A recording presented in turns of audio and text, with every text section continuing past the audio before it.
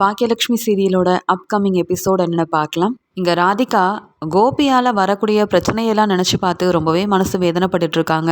இந்த கோபியை கல்யாணம் பண்ணாமல் நம்ம மயு கூட தனியாக இருந்திருந்தா கூட நிம்மதியாகவும் சந்தோஷமாகவும் இருந்திருக்கலாம். ஏற்கனவே ஒரு வாழ்க்கையில் நமக்கு பிரச்சனை இருக்க போயிட்டு கோபியை கல்யாணம் பண்ணால் நிம்மதியாக இருக்கலாம், சந்தோஷமாக இருக்கலாம்னு பார்த்தா கோபியாலையும் கோபியோட குடும்பத்தில் இருக்கிறவங்களாலையும் மறுபடியும் பிரச்சனை வந்துக்கிட்டே இருக்குது. நானும் இப்படி அவமானப்பட்டு அழுக வேண்டியதாகவே இருக்குது அப்படின்னு சொல்லி கோபி மேலே ரொம்பவே கோவத்தில் இருக்காங்க ராதிகா. இன்னொரு பக்கம் கோபியும் இனியாவை சமாதானப்படுத்தி புரிய வைக்கிறதுக்காக இனியாவை தனியாக கூட்டிகிட்டு போயிட்டு இனியா கிட்ட பேசிகிட்டு இருக்காரு. இனியாமா, நான் செஞ்சது பெரிய தப்பு தான். அன்னைக்கு ஏதோ கோவத்தில் எங்கள் அப்பாவும் இல்லை, அந்த பாக்கியாவால் நான் எவ்வளோ அவமானப்பட்டுட்டேன் அப்படின்ற கோவத்தில் தாமா அன்னைக்கு வந்து பெரிய பிரச்சனை செஞ்சுட்டேன். அன்னைக்கு பாக்கியாவை பார்க்க நான் அங்கே வீட்டுக்கு வந்திருக்கவே கூடாது. அதனால தானம்மா இப்படி நீ என் முன்னாடி அழுதுட்ருக்க. என் பொண்ணு அழுகிறதுக்கு நானே காரணமாயிட்டேனே, என்னை மன்னிச்சிரு இனியாமா. இன்னொரு முறை என்னால் இப்படி எந்த ஒரு விஷயமும் நடக்காமல் நான் பார்த்துக்கிறேன் அப்படின்னு சொல்லும்போது, அப்பா நீங்களும் இங்கே அம்மாவும் கோவத்தில் பிரிஞ்சிருக்கீங்க, அதெல்லாம் சரிதான். ஆனாலும் நீங்கள் செஞ்சதும் சாதாரண வேலை இல்லைப்பா. நீங்கள் தேவையில்லாமல் அம்மாவோட ஹோட்டலுக்கு பெரிய பிரச்சனை செஞ்சுருக்கீங்க. உங்கள் மேலே அம்மா கோவமாக இருக்காங்க, அதனால தான் கம்ப்ளைண்ட் கொடுத்தாங்க. ஆனால் அதை கூட புரிஞ்சுக்காம அம்மாவை நல்லா திட்டிட்டேன், அவமானப்படுத்தி பேசிட்டு எனக்கு என் அப்பா தான் வேணும்னு உங்களை தான்ப்பா நான் சப்போர்ட் பண்ணி பேசினேன். ஆனாலும் நீங்களும் அம்மாவும் அப்பப்போ பிரச்சனை செஞ்சுக்கிட்டே இருக்கிறதுனால வெளியில் தலை காட்ட முடியாமல் இருக்கோம்ப்பா. இதுக்கு காரணம் ஒரு பக்கம் அம்மாவாக இருந்தாலும் இன்னொரு பக்கம் நீங்கள் தானேப்பா. நீங்கள் தான் ராதிகா கூட போயிட்டீங்களே, அப்போ உங்கள் வேலையை பார்க்க வேண்டியதானே அப்படின்னு இனியா கேள்வி கேட்குறாங்க.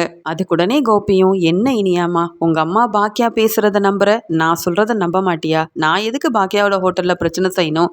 அப்படி எதுவும் நான் செய்யவே இல்லை. வேணும்னே நான் அவமானப்பட்டு நிற்கணும், ராதிகாவும் நானும் சந்தோஷமாக வாழக்கூடாதுன்றதுக்காக எங்களையும் பிரிக்கிறதுக்காக தான் உங்கள் அம்மா இப்படி தேவையில்லாமல் பொய்யா என் மேலே கம்ப்ளைண்ட் கொடுத்துருக்கா. மற்றபடி நீ நினைக்கிற மாதிரிலாம் பாக்கியாவோட ஹோட்டலில் நடந்த பிரச்சனைக்கும் எனக்கும் எந்த சம்மந்தமும் இல்லை அப்படின்னு சொல்ல, அப்பா பாட்டியும் நீங்கள் தான் தப்பு செஞ்சதாக சொல்கிறாங்க, அம்மாவும் அப்படி தான் சொல்கிறாங்க.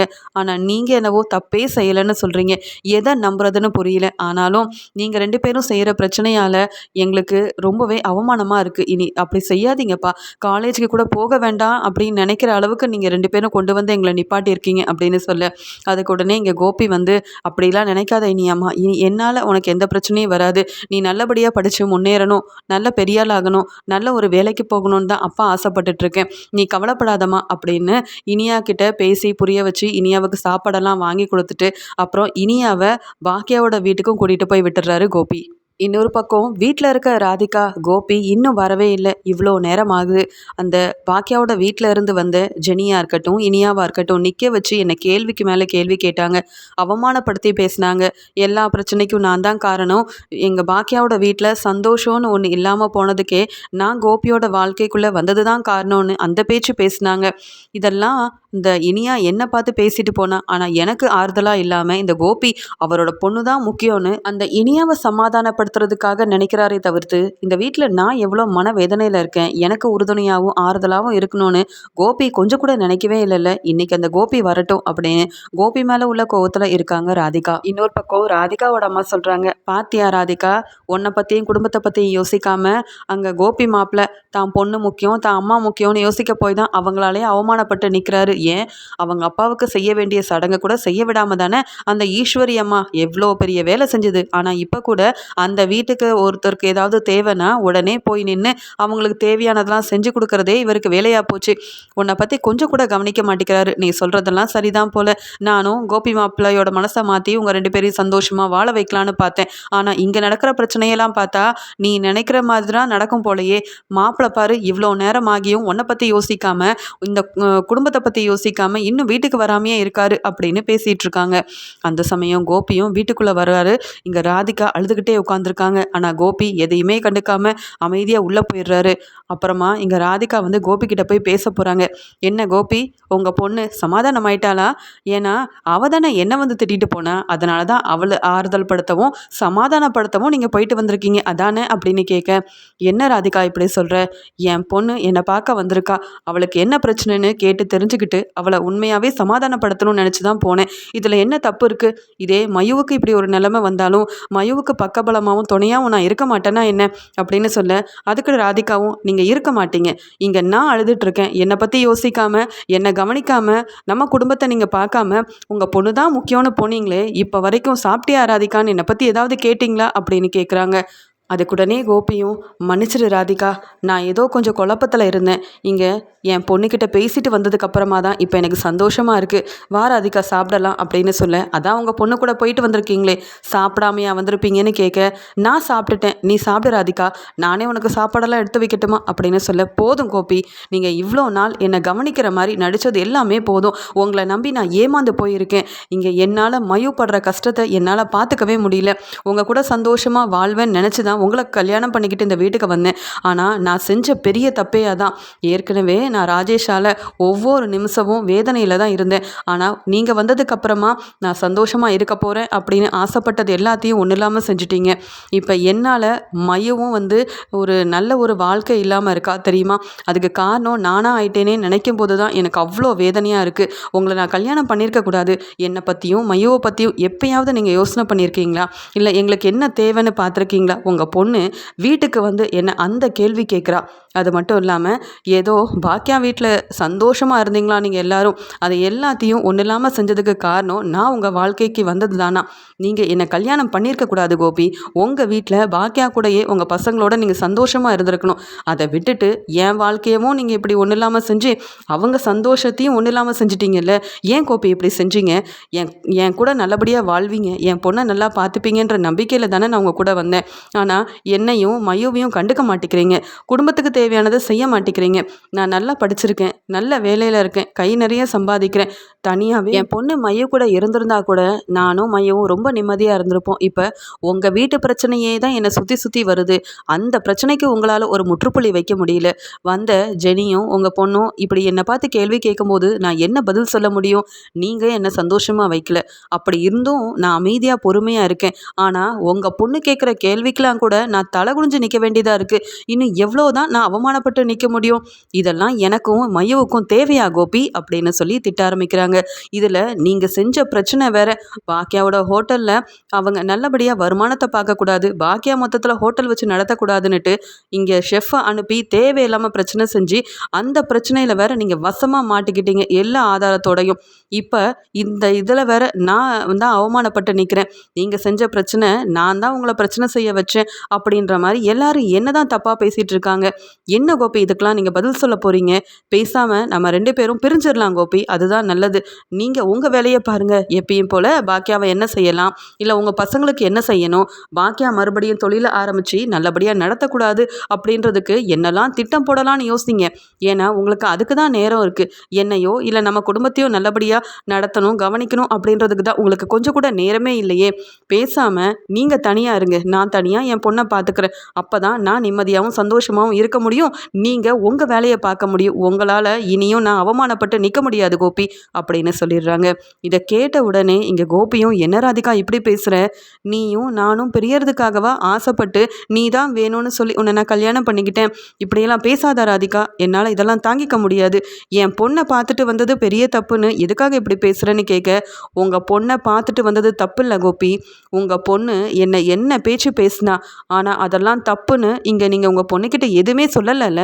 உங்கள் பொண்ணு தான் முக்கியம்னு அவள் பேசினதெல்லாம் நீங்கள் விட்டுட்டீங்க.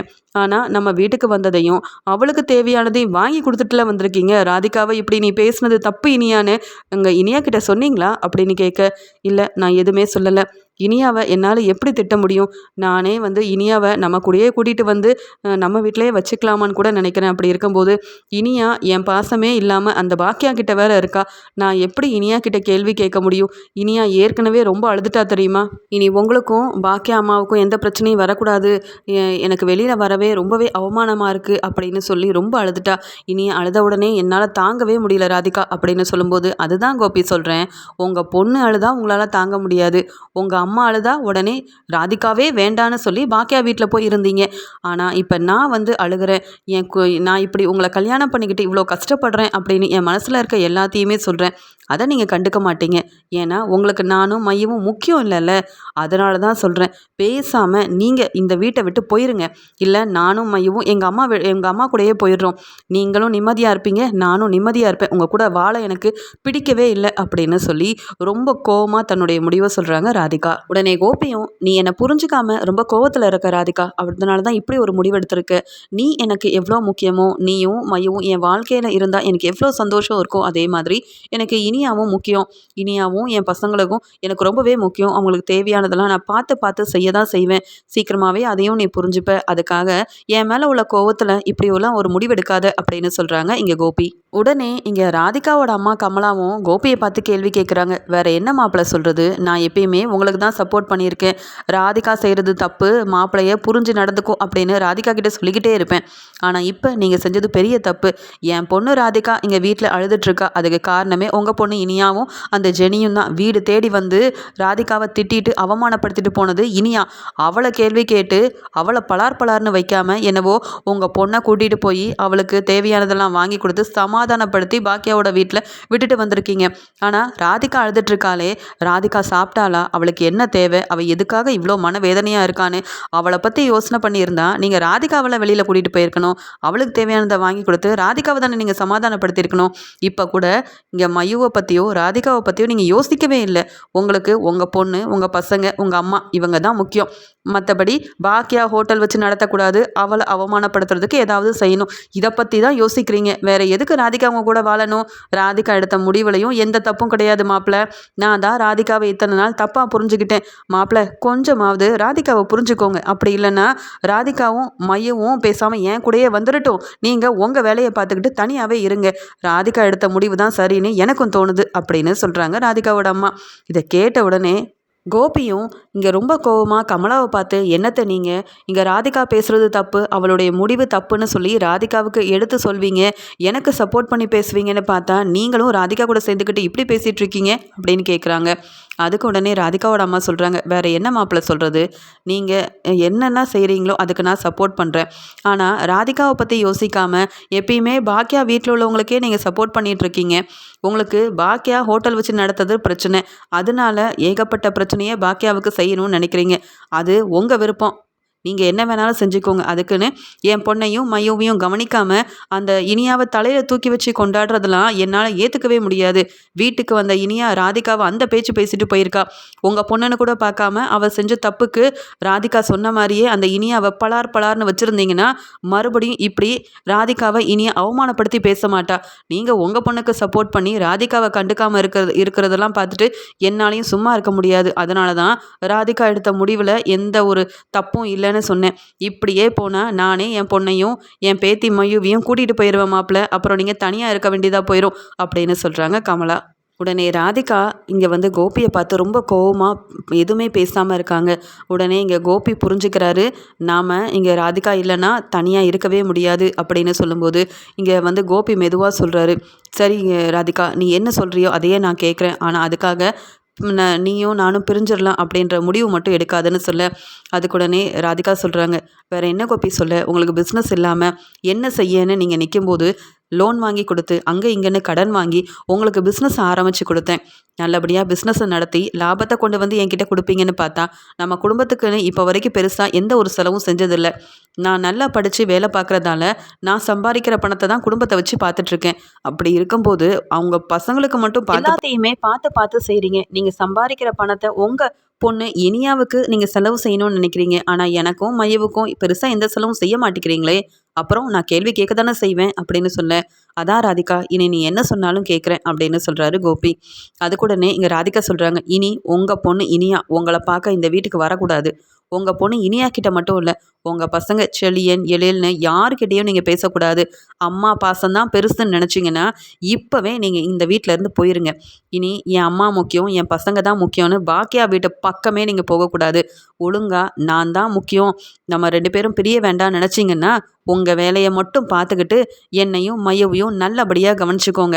நான் பேசுகிறதெல்லாம் மீறி மறுபடியும் பாக்கியாவுக்கு ஏதாவது பிரச்சனை செய்யணும், இல்லை என் பசங்க தான் முக்கியம்னு அவங்களுக்கு செலவு செஞ்சுக்கிட்டு தேவையில்லாமல் பிரச்சனை செஞ்சு என்ன அவமானப்படுத்தணும்னு நினச்சிங்கன்னா நான் மறுபடியும் சொல்கிறேன் கோபி, இனி இப்படி நான் சொல்லிகிட்டு இருக்க மாட்டேன். நான் பாட்டுக்கு மையவை கூட்டிகிட்டு வேற எங்கேயாவது போய் தனியாவே இருந்துக்கலாம் அப்படின்ற ஒரு முடிவு எடுத்துருவேன். உங்க கூட வாழ ஏற்கனவே எனக்கு கொஞ்சம் கூட பிடிக்கல கோபி. உங்கள கல்யாணம் பண்ணதே பெரிய தப்புன்னு எனக்கு இப்ப தான் புரிய வந்திருக்கு. அதனால என் சொல் பேச்ச கேட்டா மட்டும் தான் நான் உங்க கூட சந்தோஷமா வாழ்வேன். ஆனா, அதையும் மீறி நீங்க ஏதாவது செய்யணும், நான் சொன்னதெல்லாம் மீறி ஏதாவது செஞ்சீங்கன்னா, எனக்கு நீங்க வேண்டான்னு சொல்லிட்டு நான் தனியாவே போயிருவேன். உங்க கூட நான் வாழவும் மாட்டேன். நான் சொன்னதுக்கெல்லாம் ஒத்துக்கிட்டா மட்டும் தான் நான் உங்க கூட இருப்பேன். இந்த வீட்ல இருப்பேன். அப்படின்னு ரொம்ப கோவமா ராதிகா தன்னுடைய முடிவ இங்க கோபி முன்னாடி சொல்லிடுறாங்க. இத கேட்ட கோபி பேரதிர்ச்சி அடைகிறாரு. என்னது?